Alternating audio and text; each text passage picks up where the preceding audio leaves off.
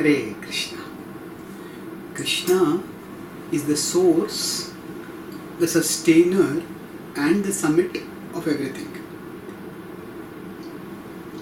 Often, when people have a conception of God, they think that He is some person living somewhere far away in some distant kingdom from which He has some control over the world. And sometimes they say that maybe He doesn't have control over the world also because this world is so complex. However, this is a complete misunderstanding of the conception of God and of His relationship with the world.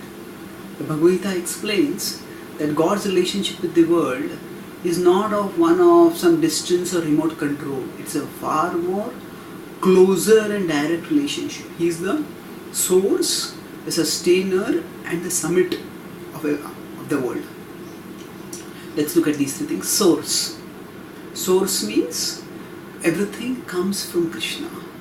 Krishna is not just God, He is the absolute truth. And absolute truth means that which is the source of everything. So that is something which has to exist. What that absolute truth is, that conception different people may have differently. But absolute truth itself must exist. And Krishna is that absolute truth. So in the Bhagavad Gita 10 chapter 8 verse, Krishna states that Aham sarvasya prabhavo mattah sarvam pravartate iti matva bhajante mam buddha bhava samanvitaha.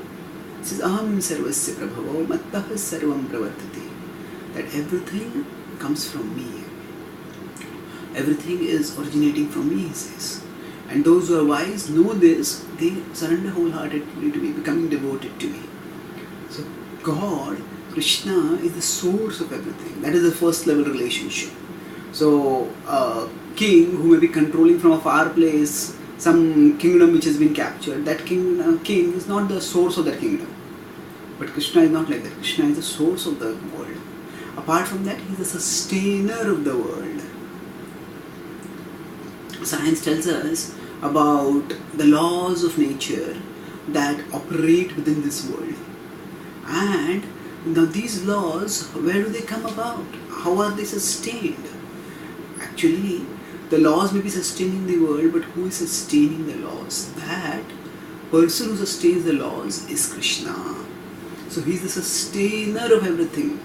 He talks about this at several places in the Bhagavad Gita. For example, in the 15th chapter, he states how He is the sustainer of everything from 15.12 to 15.14.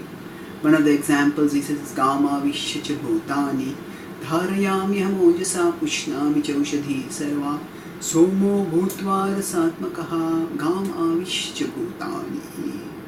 That He enters into the earth and from there He sustains everyone.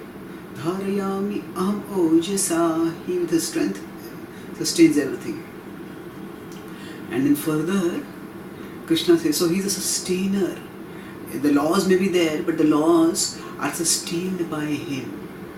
And then further, He is the summit of everything. This Krishna talks about in the 10th chapter, in the chapter called Vibhuti Yoga, where He gives many examples of how He is the greatest of all beings. And then He concludes by stating in 10.41, Yad vibhuti matsattvam shrimadurjitameva va tattadeva vagachyatvam mama tejomsha sambhava.